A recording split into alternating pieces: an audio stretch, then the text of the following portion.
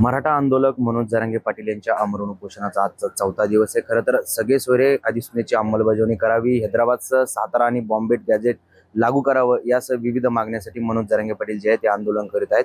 खरं तर आज त्यांच्या आमरण उपोषणाचा चौथा दिवस आहे। ते त्यांच्या मागण्यावरती ठाम असून हैदराबादसह सातारा आणि बॉम्बे गॅजेट सरकारनं तात्काळ लागू करावं अशी त्यांची मागणी आहे। दरम्यान उपोषणाच्या तिसऱ्या दिवशी मनोज जरांगे यांची तब्येत काहीशी खालावली होती आणि रक्तातील साखरेचं प्रमाण कमी झाल्याने त्यांना थकवा देखील जाणवत होता।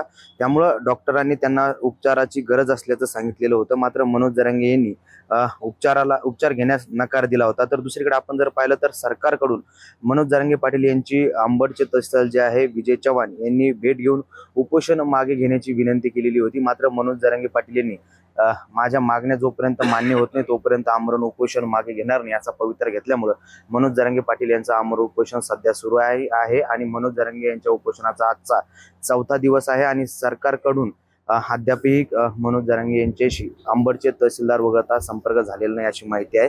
त्यामुळे आज सरकारकडनं काही हालचाली होतात का, मनोज जरांगे पाटील यांच्याशी सरकारकडनं चर्चा करण्यासाठी कोणी येतं का हे बघणं महत्त्वाचं असणार आहे। अक्षय शिंदे, साम टीव्ही न्यूज, अंतरवाली, सराटी, जालना। देश विदेशातील प्रत्येक घडामोडींचे लाईव्ह अपडेट मिळवण्यासाठी आता साम टीव्हीच्या सर्व सोशल मीडिया प्लॅटफॉर्मला लाईक, फॉलो आणि सबस्क्राईब करा। तसंच सर्व नोटिफिकेशनसाठी बेल आयकॉन प्रेस करायला विसरू नका।